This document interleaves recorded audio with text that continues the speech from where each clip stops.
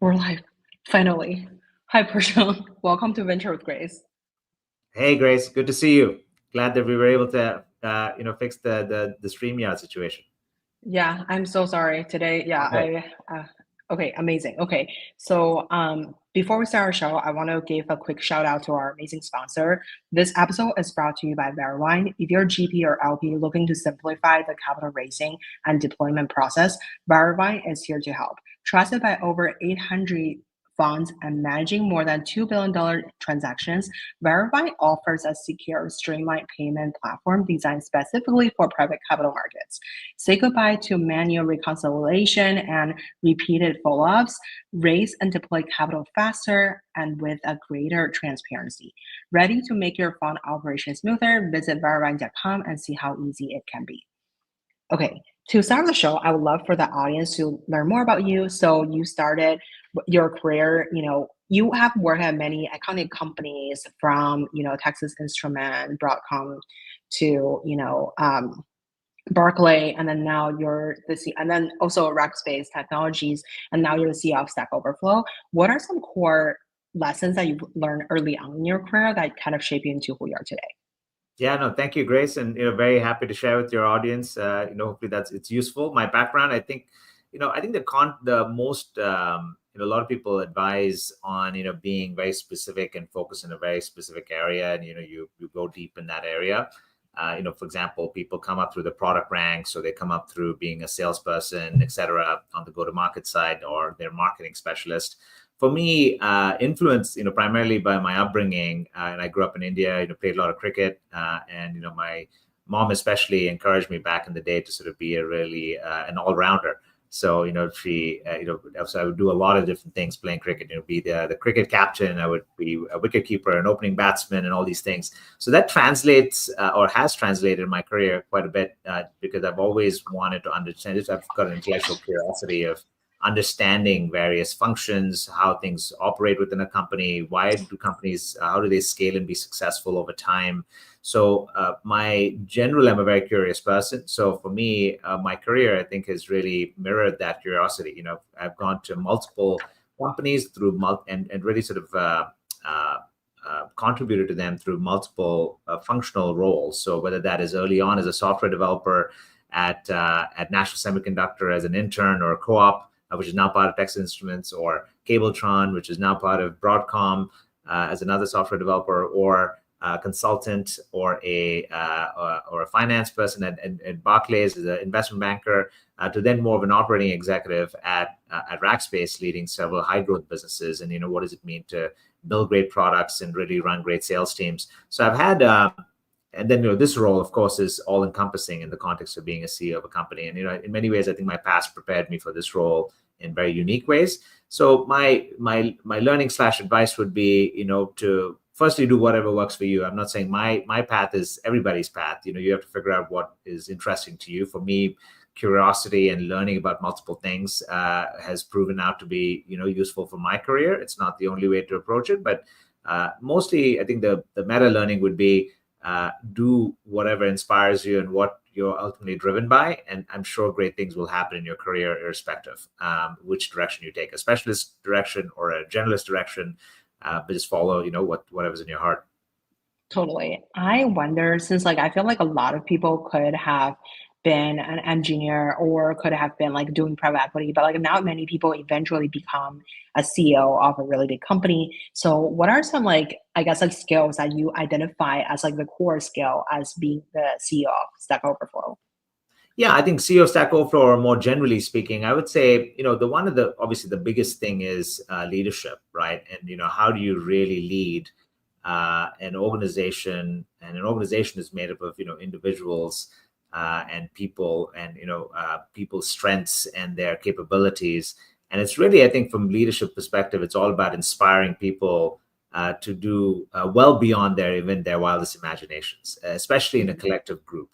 When you bring a very talented group of people together and go after a mission worth going after, whatever that mission is, I think that's up to the people and the leader to collectively define.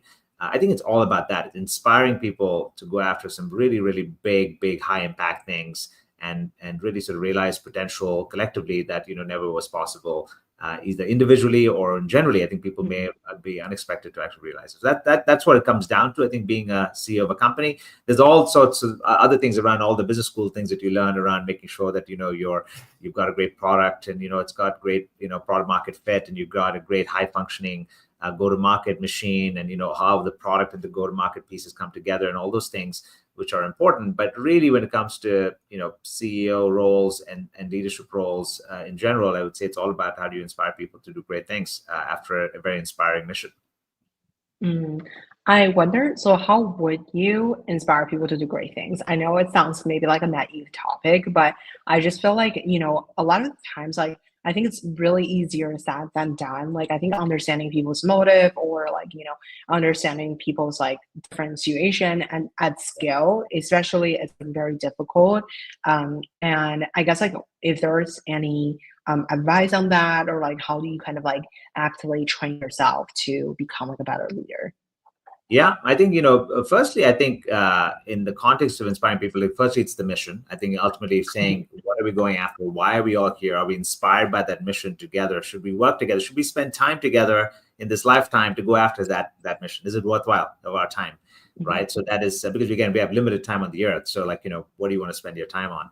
So that is, I think, the most important. Then I think it's breaking that down into, in order for us to achieve that mission, what do we need in the mix? So, we need to have very clear objectives. And so I personally lead, this effort every year in the company to say been doing it forever, which is, what are the top 3 strategic priorities for the year? And that's ultimately, it's important to define that as a leadership team, and, the CEO has to lead that effort, but really sort of get everybody's perspective, in my opinion.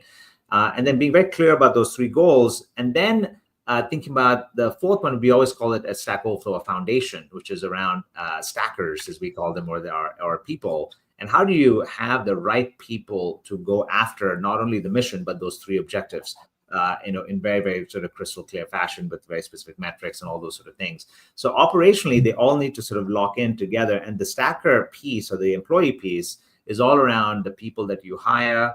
How do you hire really, really great people that are, oftentimes when companies are growing, you need to be hiring for the future and bring in people that are much more capable than even perhaps you even are. Right? You want to surround yourself on your team. Your team members need to be probably better than you as a specialist in their domain, not probably, should be better than you. And so that they're always raising the bar on the team. And it takes a certain level of maturity, especially for early managers, to not feel intimidated about that, to bring on the more talented people. And then collectively, that has a compounding effect as you keep doing that, and you keep bringing and raising the talent bar. And then that overall, the organization then is able to achieve those goals. And so how do you inspire people? I think you have to make sure it's very clear what not only the mission is, but also the strategic priorities for the year. And really be, in my role, beyond the CEO, I have another title called CRO, not Chief Revenue Officer, but I call it Chief Repeat Officer. So I'm constantly repeating, here are the 3 things we are going after. Here's what we did this week to sort of get there. Here's some great examples of people who work together to get there, and really sort of showing by example, what people need to be doing to sort of get to the outcome. So I think it's like, going to the gym, but you are being inspired, because at the end of the day, you're going to be a very fit person. It's not going to be easy along the way, but you have to remind people that you're here for that outcome. So let's keep going, even when it gets difficult. For sure. I wonder, so like, since like I feel like you have a very successful career, who is on your personal board of advisors? Yeah, I would say it's a range of different people. I have folks who are my former bosses, who ended up being public company CEOs, who are private company CEOs. I speak fairly often with them, and they've been great mentors of mine for a while, and very supportive of my career along the way. People like them, some venture capital, general partners, and people who are investors in this company, and others that I respect and really sort of appreciate their very broad purview of like what's happening in the industry, their view on where things are going in the future. Because it's oftentimes leading tech companies, it's like not only like operating with all the things that we just talked about, but also keeping an eye out for where things are going. And that's always tricky, because technology moves so rapidly. Even the best of the prognosticators, are very, very. It's sometimes they're not able to predict exactly where the world's headed, at least at what speed of time. or what duration. So I think that's another second crew. And then more, I would say personally, my family and, even them, they're part of my board of advisors, because I oftentimes, it's part of this job is also managing your own constitution and how do you, bring your best self to work, much like everybody else. And so the CEO has to lead in that way. And those are the folks who know me the best in that, they've known me since I was a child. So they know my strengths, they know my weaknesses, they know what I'm, how I'm feeling at a particular point in time through the course of, our progress. So I think it's a range of different things. It's people who are personal folks of mine, but also more professional CEOs as well as investors. For sure. I wonder, like I really like what you said about like, not only having people who are doing amazing at their own job, like a public or private CEOs, as well as like perspectives like your parents who are, or family members who are, who actually know you well. I feel like having self-awareness is like definitely something that's like very important. Very much. So I wonder, so like, what is a day in your life like as a Stack Overflow CEO? Yeah, it's quite dynamic. There's a day in the life is quite different every day. I was in, for example, this week I was in the Bay Area. I'm based out of Texas, but I spend quite a bit of time with our customers and our community members. So my day in the life is a mix. Let's take this week as an example. Very different every week or every day. But yesterday, as an example, or 2 days ago, we were meeting with 20 of our enterprise customers in the Bay Area, all the big tech companies who are customers of ours, having a dinner discussion around the impact of AI in their enterprise. How are they adopting it? What are their concerns? How is Stack Overflow helping them with really our knowledge being such high quality information? How can we continue to help them as part of that workflow and improvement in productivity?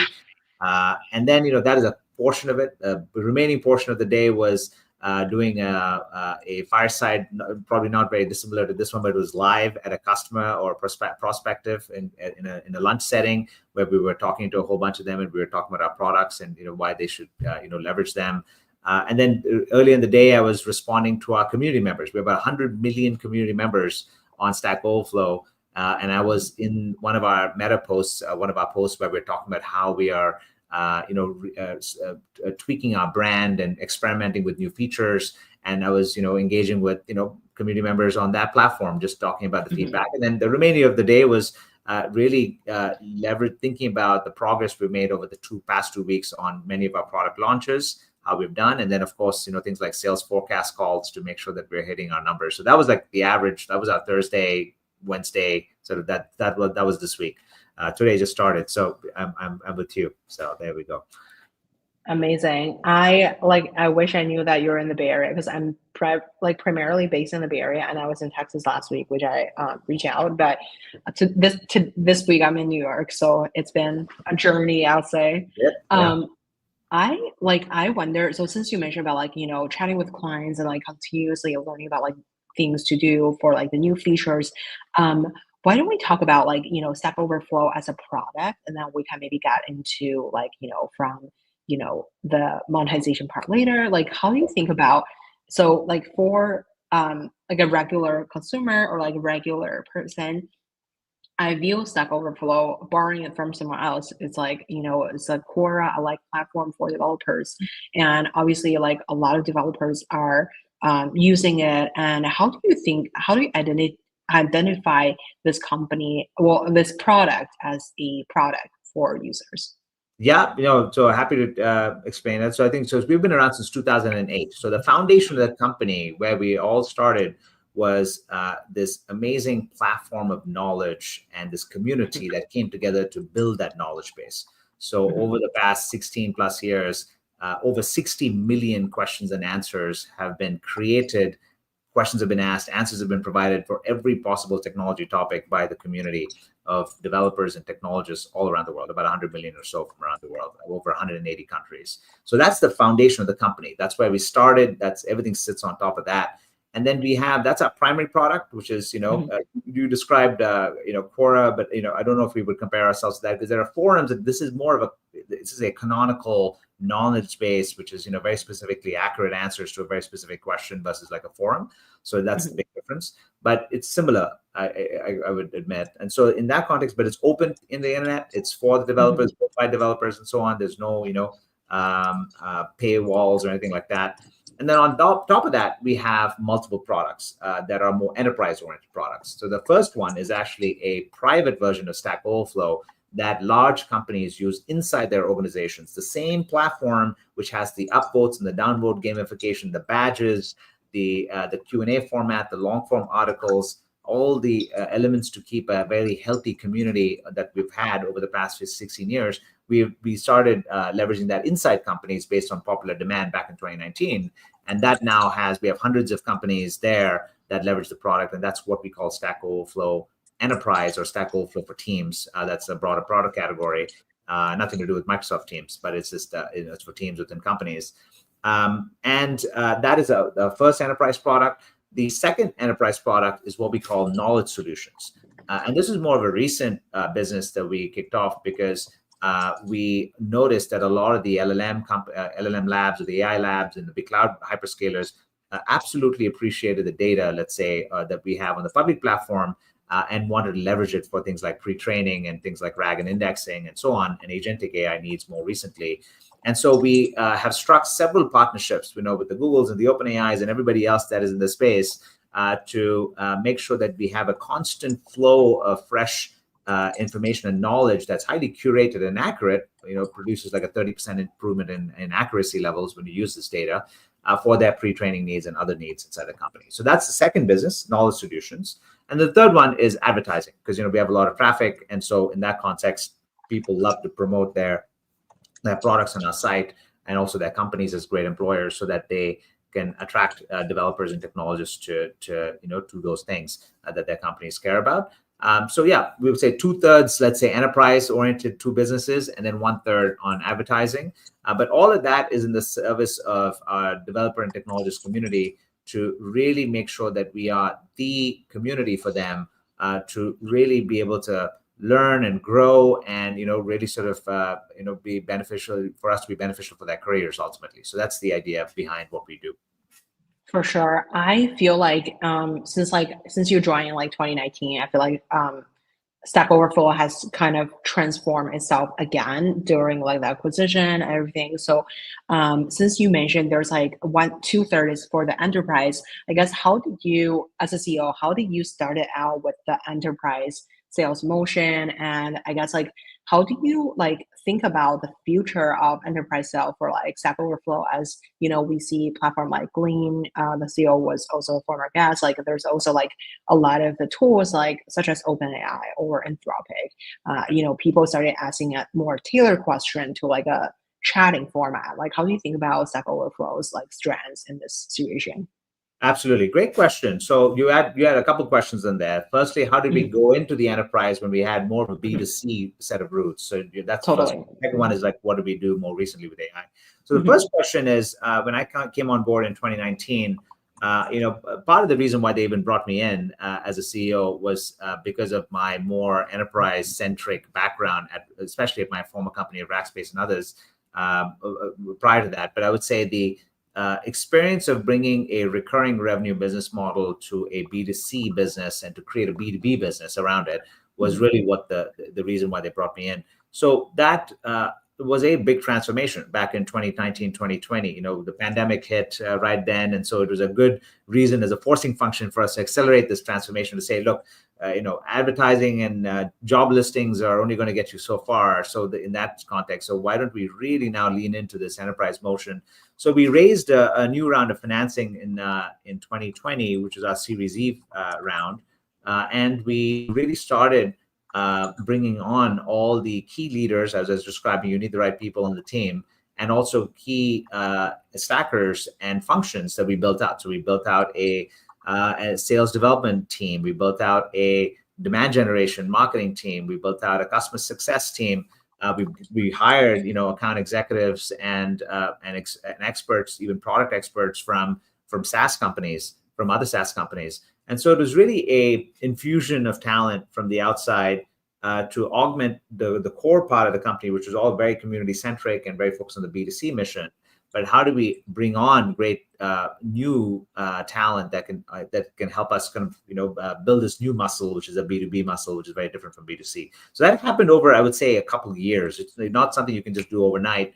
At least my style is to give people chances to sort of help them move into this new direction. I personally mentored a few people to sort of keep making their way through that transition. Some of them made it very, very successfully. And but it's not for everybody. Right? If they don't have an interest to move from a B2C to a B2B model, they will go do something else and go to another B2C company. So we had to just sort of do that very, very deliberately and intentionally, and that's a lot of work.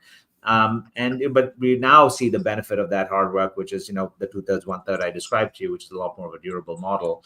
And now to go to your second question, the whole point about Stack Overflow, as we all know in the public data set, is that this is really, really highly accurate community curated knowledge base, 60 million questions that, by the way, accounts for or amounts to something like 50 billion tokens of information that's now used by all the AI companies, formerly through us, through our knowledge solutions product, as I described. But now even inside companies, our enterprise customers who were using our enterprise version of Stack Overflow inside their companies, we started noticing the APIs of that product really, really being lit up, meaning the API was being heavily hit by all their internal applications that they were leveraging more and more AI assistants, AI co-pilots, and now AI agents.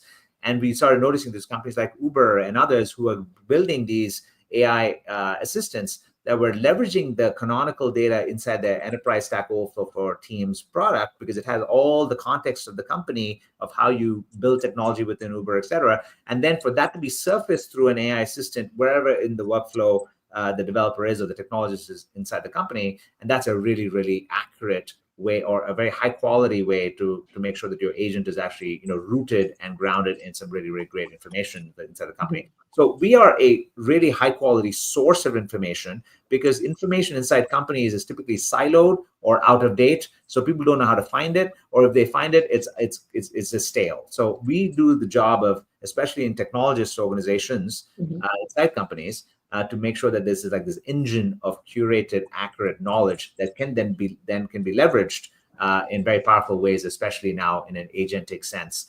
So people are building AI agents, et cetera, now inside companies. And most recently, by the way, we announced our partnership with MoveWorks, which is now part of ServiceNow, or going to be part of ServiceNow, and they have now built a Stack Overflow enterprise MoveWorks agent, which is now being distributed through the MoveWorks marketplace across all their enterprises, and hopefully soon in the ServiceNow ecosystem as well. For sure. I wonder, so can we talk about the enterprise building motion a little bit more, and then we'll go back to the agentic, just because I know that they're separate topics. So I think one thing I really like what you said about you're deliberately kind of transitioning a consumer focused platform into enterprise. And how do you think about the different functions? So do you do marketing first? Do you do sales first? Do you test it out with developer first? And for the consumer developers, are they the same guy who's just being the enterprise, right? Because they are developers after all. Or I mean, I highly doubt there's only people that are just on the side programming, but actually their work is something else. Maybe that totally exists. But how do you do the market segment from identifying the pain point from different enterprise to repositioning yourself from a marketing angle to revenue? I guess how do you think about it first as a CEO? Yeah, great question. So I think the first thing, in my opinion, it's actually not marketing, not sales, it's actually the product. Because if you don't have a product that actually has product market fit in the context of the enterprise, then there's nothing to market or sell, right? So I think it all starts with, especially in tech companies and software companies, especially, it's all about the product, and so that's where we started. And really, what the company, this actually happened even before I joined the company, is that companies like Microsoft and very large tech companies said, "Hey, we love Stack Overflow. We love the mechanisms that it has in place, the gamification, the inherent community features that allows this data to be highly accurate and curated. we'd love to have, though, a private version of it. And so they came to the company back in, I think, 2018 and said, we would love a private version of Stack Overflow just for our own purposes. So the company at that point said, okay, sure, that's interesting. Like, we didn't expect you to ask that. And so they gave them a copy of it, and they saw explosive growth inside that company. And so they saw that happen a couple more times and said, okay, that's interesting. Like, we're getting pulled by the customer for this platform to use inside their organizations. So clearly there is something there. And the question is, like, on the scale of must have and nice to have, you got to figure out how far you are close to must have, and really, really, really critical as a software companies and SaaS company. So that really then allowed us to say, okay, that's an interesting signal. Clearly, there's a problem that needs to be solved for accurate knowledge inside companies that need to be discovered, kind of using this mechanism. And so let's really make sure that the product is actually robust. So then it's about making sure that, you have the right, you can create a copy of the software and send it to somebody, but that's obviously not, high scale. So you have to figure out, how do you really build a SaaS software with all the, the right way of doing things, engineering principles, multi-tenant, all the things that people do, not to make sure you have a big monolith, the code and all the things. And so all those things have to be done in a way as you then scale out, your go-to-market effort, assuming that you've hit some level of product market fit and you have confidence around it. It would be dangerous to do it otherwise, because then you're just sort of doing, you're scaling before you actually have a fit. So, so that's basic. Then I think the next couple pieces come. You've got your SDR team to make sure that you can actually make outbound calls, and that, if you're getting success there, then you keep adding more SDRs, and then you keep adding more account executives depending on the demand that you're able to create. And then, of course, you layer in marketing on top of that to achieve, go after your personas from a product marketing standpoint. You identify who are your target customers and the personas within. And so it's really kind of a build out of the product, maybe the early part of the demand gen funnel with the SDR team, then it's product marketing and the messaging, and then it's, really building out the marketing campaigns as you're scaling out the sales team. So it's in that order, generally speaking. I mean, with some exceptions, but it all starts with the product. I love that. Do you identify yourself as like a product-led CEO, or like would you define yourself as like a management CEO, or would you define yourself as a finance CEO? Go-to-market CEO. Like, how do you identify your core strengths versus like, the company's core strengths? Yeah, great. Grace, you're good at this. You're a good interviewer. So it's a good question. I would say I think I'm neither of those things. I'm not a product-led CEO because I'm not somebody who came through the product ranks. I'm not a sales-led CEO either. I'm not somebody who had a sales career making my way to this place. I'm not a finance sort of oriented number crunching person either. I'm truly a general manager, through and through, right? Because I've had, as I described earlier on in this conversation, a very an all-rounder type of experience. And so for me, my strength is being an all-rounder. For me to be able to really be able to relate to multiple functions in a company. And if you're looking for somebody who is balanced across those things, and who, I try to minimize the number of, kind of blind spots that I have, because I'm thinking about all the functions at the same time, that intellectually I'm oriented that way, or my curiosity, as I said. So that's who I am. I'm a general management oriented CEO. And I'm probably a much deeper general management oriented CEO than the average general manager, but only because I enjoy that, just having been all the functions I described previously. For sure. I wonder, so like, I love what you're saying about like, you are a general manager CEO, and then you identify yourself as like, you have strengths all around, and then, you are able to multitask with your own, I guess, like attention span to do the multifunction leadership. So like, how do you kind of manage that? Just because I think like maybe you can walk us through back when, 2019 October, you first joined this company. How do you quickly identify like, what is my, core role within the next, like, or like core KPI or OKR for yourself in the first year? Yeah, no. So you've got, again, a couple questions in there that are good ones, which are, one is how does a person like me who's got more of a general management experience or experience set, how do I be successful in that context in a tech company? I think the answer to that question is to be able to bring on really, really talented leaders around me who are deep experts and the best in the world at what they do. So I've been fortunate to have been able to bring on some really capable leaders who have been there, done that in each of their functional areas, whether that's in product or technology or revenue or marketing or any of those things, or even people team or legal. All these functions need to sort of really sort of work together, and then also community in our company. So I've got the huge benefit of having some amazing people and leaders that work on my team who really then allow me to do what I do best, which is to be able to sort of orchestrate, the outcome. And that outcome, to get to your question, what does a guy like me ultimately do? I've been brought in to effectively transform the company into something that it isn't at the moment. And so how do I keep moving all the balls in the spirit of getting to that goal, and do it in using my style? And my style is all about, you can think of me like a velvet hammer. I like to be, fairly. I'm a driver. I'm trying to drive for progress because doing something transformational is not like a walk in the park. You got to like go do stuff, but doing it how you do it is also important to me. I'm not one of those guys who, I want to make sure that people are brought along. I want to make sure that we give people enough chances. We, really sort of encourage people to do great things and realize potential that they didn't realize they even had themselves. And so inherently being people centric or stacker oriented in our case is very important to me, but at the same time pushing for progress while having a great team that are experts at what they do and really to empower them to go do great things is sort of my style ultimately. But I'm going to be like, pushing for progress always, and that's my goal.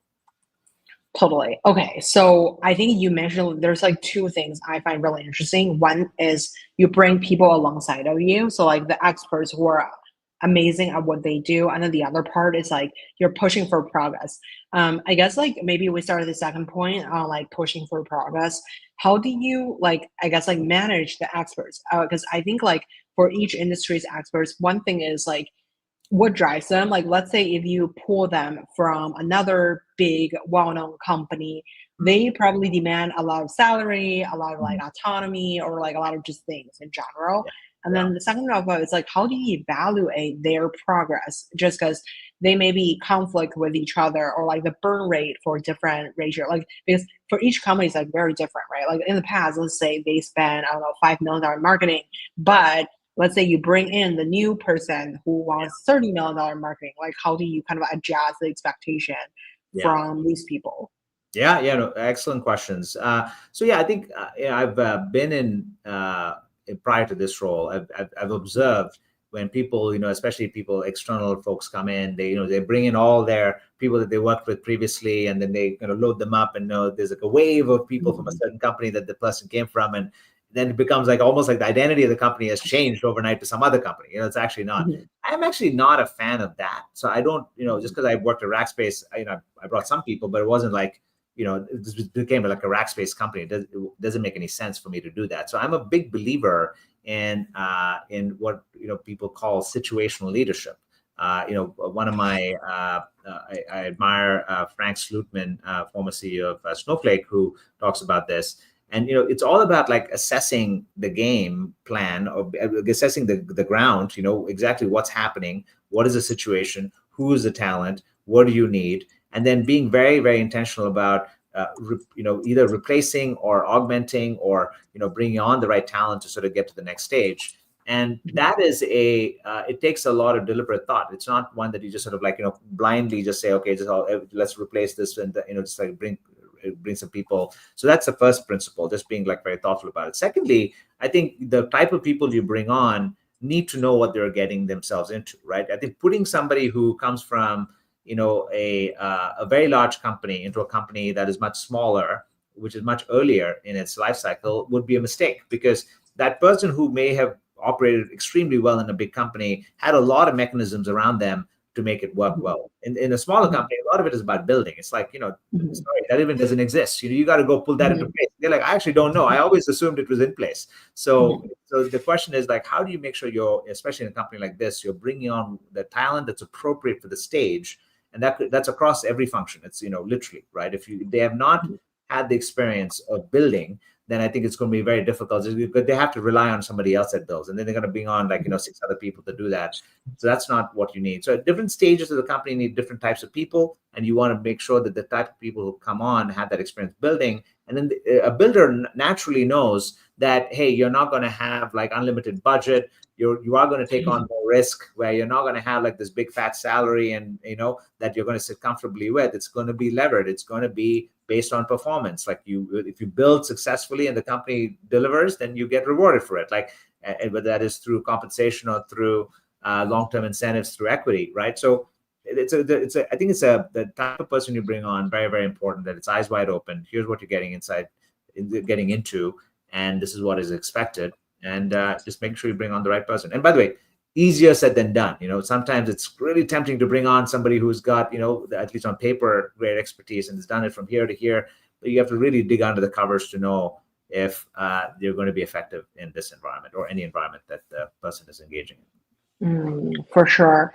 I think that's really interesting, just because I think from as a founder myself, I ran my own company, and I feel like from my experience, I think people are incentivized by a lot of things that maybe the salary, maybe something else.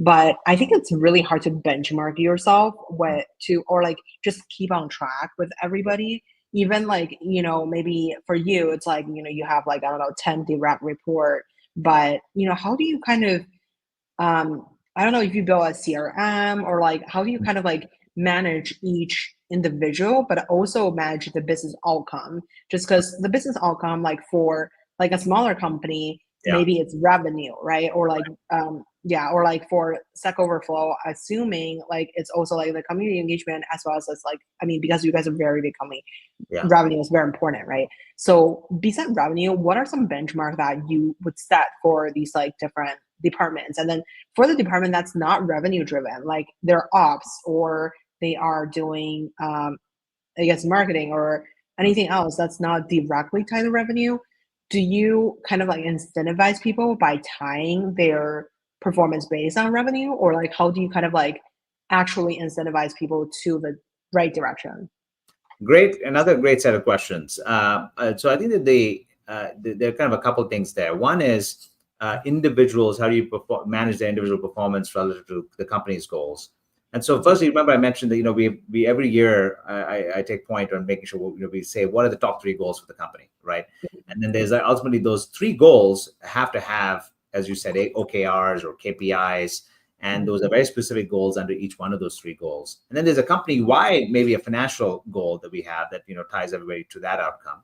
And then underneath each of those 3 goals, there are always people who are on point across the team. Even on my team, my leadership team is I think about 8 people, and so we've got these 3 goals. Those 8 people are split against those 3, meaning some of them may do multiple, et cetera, but their personal goals are tied to us achieving that. We're all in it together, but oftentimes there's never one person just on one goal. It has to have multiple people trying to achieve something, and we collectively again win or don't, right? So it's one of those things where their personal performance is based on their achievement towards those 3 primary goals. And if those 3 primary goals work, then financially we should be in good shape, because that's how the plan ties all together. Because the operating plan is based on a certain revenue outcome, on a certain expense plan, and how much we can hire, how much we can spend, et cetera. So those are the constraints. And then within that, you got to do these 3 things. And individuals are specifically tagged against those. And so we have a great, by the way, people team that does a really great job of making sure that and the leadership team, that once we have those company-wide goals that our senior leadership team are aligned against, then we translate that to the levels below in the organization to say, look, your personal goals need to fit into that, because, hey, we're all on the hook. I'm on the hook for the whole thing. And then my leadership team is on the hook for a subset of them.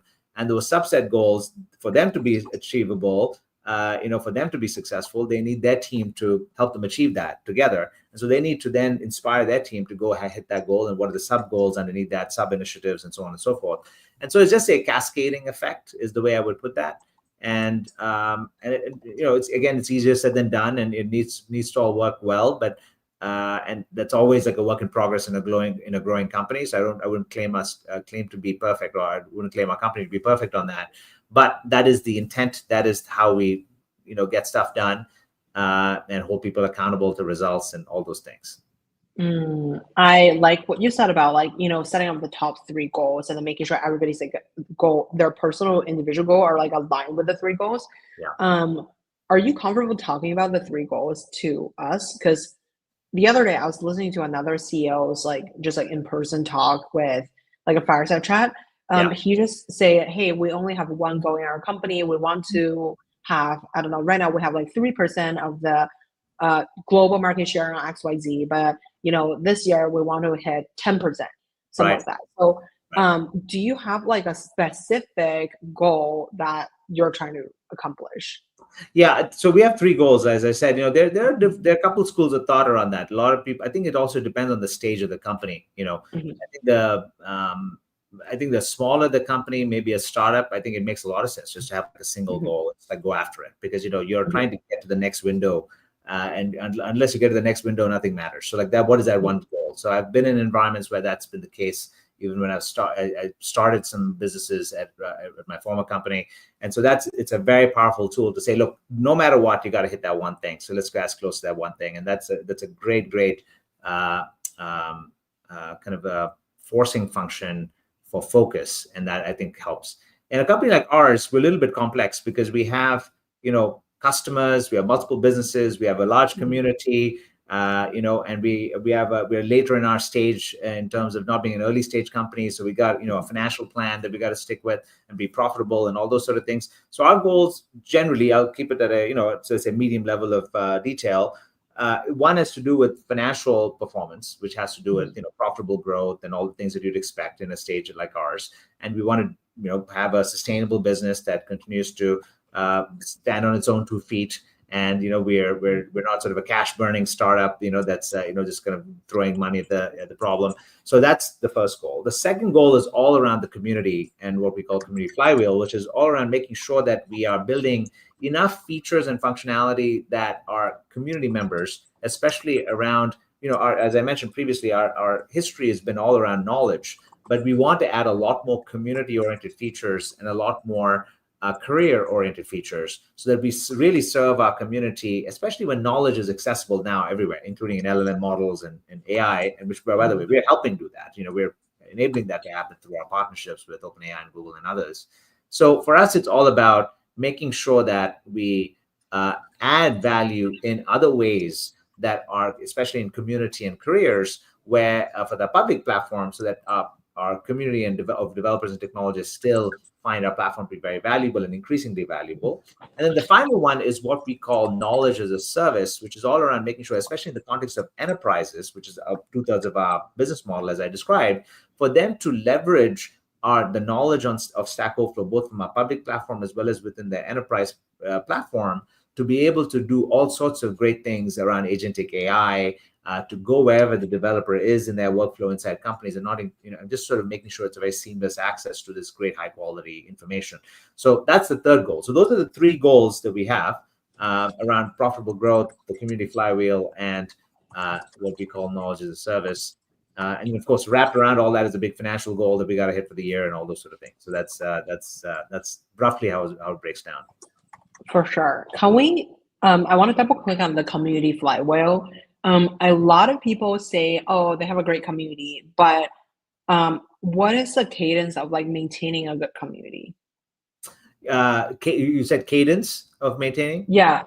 Or like, what does community flywheel mean for you? Okay, gotcha. Yeah. So it's all around making sure that we add value to our users, and if users find value in the community features, whether that is finding knowledge, being able to engage with experts in a very sort of meaningful fashion, whether that is different speeds, whether that is more waiting for a thoughtful answer through a Q&A format or through a super fast directional answer through chat. All those things are driving up the value to the user based on the user's preferences. So that is likely to have the user to come back for more and to be able to engage and like the content more and really be able to leverage the platform a lot more. And that includes, by the way, different form factors of content. I mentioned a couple of chat and Q&A, but we may expand well beyond that. We're experimenting with things like with, for example, code challenges, to make sure that developers, they want to learn a lot of new things. And so especially when the tech world is moving so rapidly, especially in AI, how do we empower them to understand, hey, here are the 10, let's take a 10 question quiz for you to be able to figure out how best to use, DeepSeek's latest model, whatever it may be. And so many ways to make sure that the user ultimately finds the platform to be useful for, again, their needs of learning, in terms of growing, in terms of being productive in their work, and ultimately, helping their careers as a result of that. So that is what we mean by community flywheel. And the flywheel is to say all the things on the site sort of feed into each other in a way that, people find multiple sources of value across those dimensions that I just described. For sure. I wonder, so I really like what you said about like, it's like involved with like learning, there's co-challenge, there's like productive power. So basically there's a lot of things going into the flywheel, and then essentially it's just like helping, I guess, engineers to develop better product or answering their questions or like just solving their problems in general. Yes. Um, in terms of like Stack Overflow as a platform, or like I guess like as a GM slash as a CEO, how do you define long-term and short-term goals? Because community thing, typically people think it's long-term, but in the end of the day, like short-term, you have to have a profitable business to Yeah. just continuously generate revenue to sustain yourself. What's your way to define long-term and short-term goal for Stack Overflow, and how do you kind of like adjust your yearly goal towards it, both from revenue standpoint to the three things that you just mentioned? Yeah, I think it's just being intentional about both, and especially at the stage of company that we're at. I don't think you can be short term in smaller companies, except for like if you're trying to get to a particular stage of the video game, so to speak. I mean, that's a short term goal, but that's good. Like it gives you hope to keep going, because if you've proven that, then gives you a reason to keep going forward and confidence. I think it's probably somewhat similar to that, in that like the mission is the long term goal. That's a long term goal. But then, breaking that down, I think you've got medium and short-term goals. Some of these goals are going to take a while to achieve. They may take 2 years. Okay, so then what do we do for the year? Let's break it down to, and let's do 50% of it this year. And that way we know in 2 years we'll get to where we're trying to get to, assuming we still have that same end objective. So I think it's just like breaking it down and also doing both. I think a lot of people, think in binary terms, saying it's like, hey, it has to be this or it has to be that. You can't just be short term. You can only be long term, or vice versa. I think the answer is sort of the reality on the ground is that you got to do both, given all the constraints that you have in the system. Things are moving quickly. Technology, you maybe unexpectedly have to respond to something that happens. You have to stay within a financial boundary. At the same time, you got to be useful to your users in the long run. So that they feel like we're consistent with the mission. And we continue to serve them in that way. So there's, the answer is both. You got to optimize for both, and not just do one or the other. For sure. You launched many really big partnerships in your career at Stack Overflow, from Google to OpenAI. How do you lead these partnerships? Like, I'm sure like you have partnership team, but like I guess like as a CEO, because like when the partnership become like very well known and big, like you probably are the driving force behind it. How do you think about, I guess, like what partnership to create to actually move the needle for Stack Overflow? Yeah, it comes down to where the collective, the combination of the two, let's say, value propositions, or two product function, product capabilities, is a multiplier in terms of its impact to the end user, right? The A plus B, or maybe 1 + 1 = 3 is probably a better way to put that. So I think in those scenarios, that's the best of both worlds, and you're solving real problems for each other. We don't have something, but the partner has something, and the partner doesn't have something, but we have that for them. And so that combination, I think, is like, wow, for the end user, it's fantastic, because it's like they got the best of both. And that just sort of accelerates in a kind of an exponential way for that impact. That's always the intent behind these partnerships, especially in the context of product. So yes, in the context of that, has to come from, depending on the scope of the partnership. Some of these can be very large scale commercial and product partnerships. Some of these can be purely product partnerships. I think in the case where they're purely product partnerships, I have an amazing team that basically will probably lead that right themselves, and I'm there to support it and to sponsor it and so on. But if it's a commercial partnership and a product partnership, and it's sort of more holistic for the company, then I'm probably a lot more involved in that more directly, because it is like making sure that all pieces are coming together again in the spirit of orchestration, to make things happen holistically for both sides. So that takes a lot of commitment from both sides. Leaders on this side and that side, and you need like a leading force to be able to go do those things. So yeah, a lot of our more AI centric partnerships, I would say, I've been heavily involved.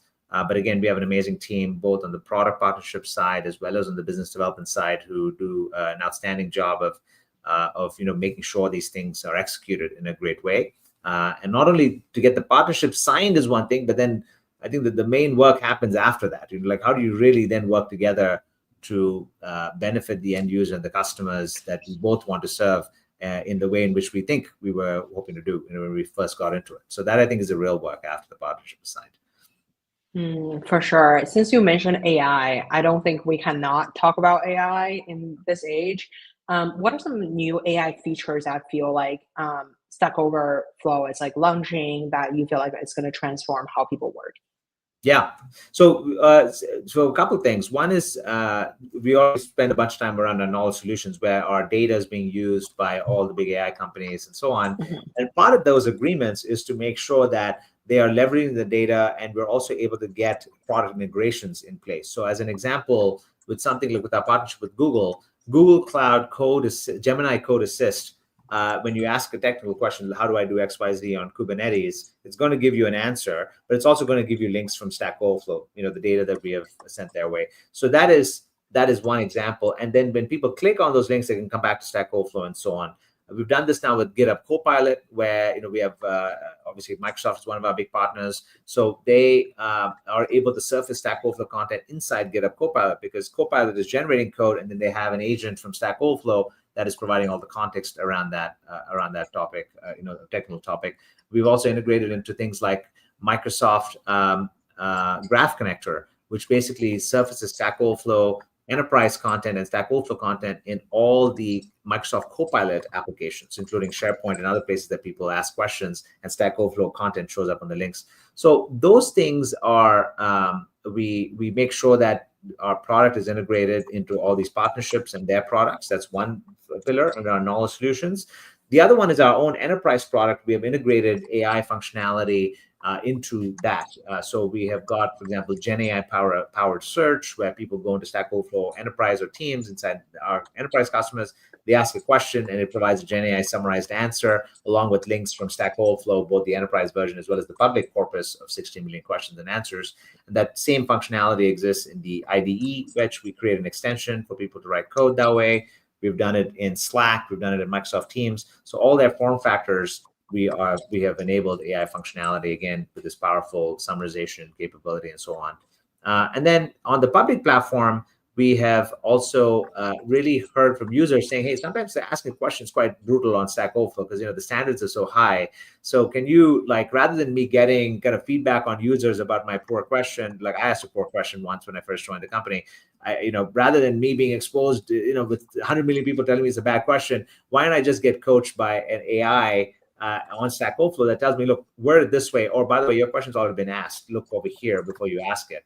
And so we partnered with Google Gemini in that case, where we now have something called a staging ground, where people like me, who, let's say, if I were earlier on asking questions, will get an AI assistant to give me suggestions on how best to do that. So it's another example of how we've integrated AI into the product. And then you will see in the next month and a half or so, there will be more very we believe very exciting announcements on the public platform that we're about to make, as well as our enterprise platform, because we want to be able to give especially newer developers new ways to engage Stack Overflow content, the ways in which they feel comfortable doing it. This new generation loves, the chat interface. They love texting, as we all know. So how do we make sure that we enable that? And also on the enterprise, how do we take advantage of some of the latest developments around interconnectivity?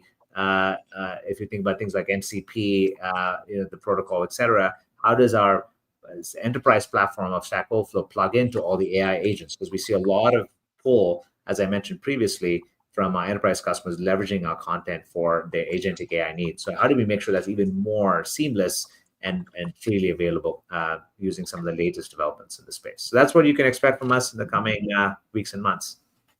For sure. I wonder, so like since like right now there's like a lot of the answers on the internet are generated by AI. I'm sure there's like probably people generating answer on Stack Overflow using AI. How do you view that? Like, do you think it's like every answer should be generated by a human being? So there's like original data that could be supplied into AI, or I guess if there's any protocol that you want to implement to make sure that all the data are kind of like original. Yeah, so very much our policy is to make sure that we don't have this sort of AI generated answers floating around, because I think that there's even in the current instantiation of AI, I think there's still quite a few hallucinations. Sounds very confident, but maybe very wrong, right? So I think it's easier said than done when you let that go out of control, because the human in the loop, I think, will be insufficient to sort of control that. And that's why there's a lot of AI slop, as is talked about on the internet, because there's so much AI content now that you just don't know what to trust. Plus, it may be just just completely wrong, especially in a place like ours, which is all about the canonical, accurate answer. Especially in the Q&A, I think we'll be very, very specific not to do that, kind of en masse. I think it's a different ballgame when we think about other new content types. And if we want to experiment with other form factors, I can imagine AI and humans engaging a lot more proactively in other form factors. But Q&A, the mission and purpose, the original part of the company, was all around making sure that's pristine, it's accurate, and we don't pollute that with sort of inaccurate just content that's just sort of generated en masse. So that's how we think about that. And we'll be watching and seeing how the space evolves. Who knows what the world brings, but that's our current view. I love that. I wonder, okay, I want to be mindful of the time. We'll do one real question and then a quick 30-second fire round. Okay, so in your entire career, like what is something that you feel like you have done right versus like some of your peers? That a lot of people went to Harvard Business School like you did, or working at big companies. How do you think about like what differentiates you versus like a ton of other people who try to do what you do, but like, wasn't able to succeed? Ooh, that's a trickier question for me to answer, because, I'm not sure I think about my other, my friends and, other fellow people that way. Like, everybody's successful in their own right. It's very hard for me to know what people consider to be successful versus not.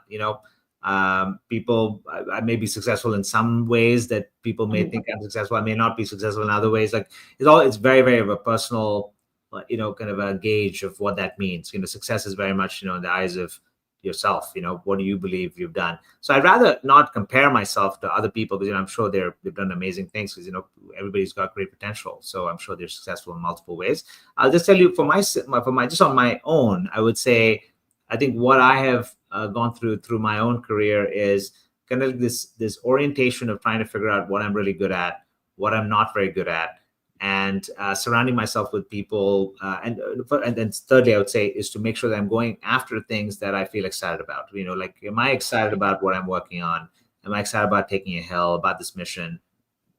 Following my heart as much as I can around that. Because there's a lot of external forces that basically cloud your judgment on what you should be doing.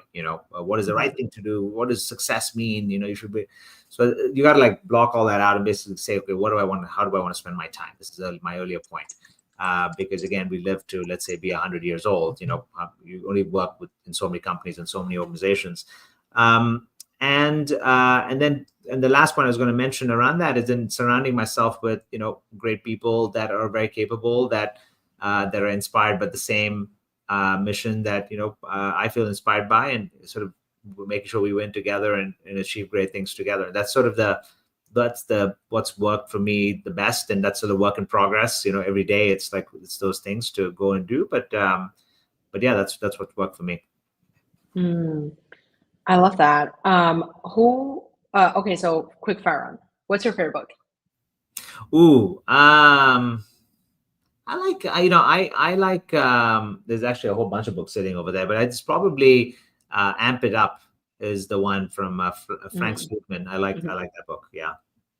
That's a classic. Who would you invite to your dinner party? Ooh, it's a good question.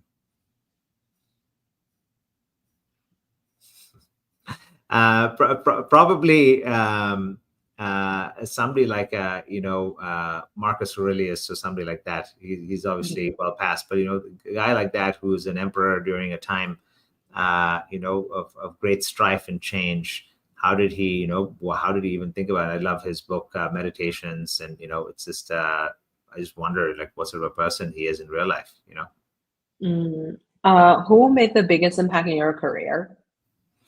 Ooh, probably my parents. I think they are they're very they've always been very supportive of me and my brother, and sort of always inspired us to to sort of go for it and do do hard things, but do them the best that we could. So certainly them. I think and they came from very humble beginnings, but still continue to be very productive and inspiring. So Mm. Where can we find you outside work? outside work, you'll probably find me with my kids, my two, my 15-year-olds and 12-year-olds, and also probably with my brother and his family, and maybe with my parents. Like that's probably where you'll see me the most. Wow, wholesome. Wow, I feel like it seems like you have a great like work-life integration. I wouldn't say balance just because it's Yeah, never a balance. yes. Well, Prashant, thank you so much for coming on the show. It was such a wonderful conversation. Despite at the very beginning, there was so much technical and physical, like spatial difficulties. No, good, no problem. Grace, thank you so much. I really appreciated all your thoughtful questions. You've got some great, you're a very thoughtful interviewer. So thank you again for your wonderful questions, and wish you all the best. Thank you. Let me quickly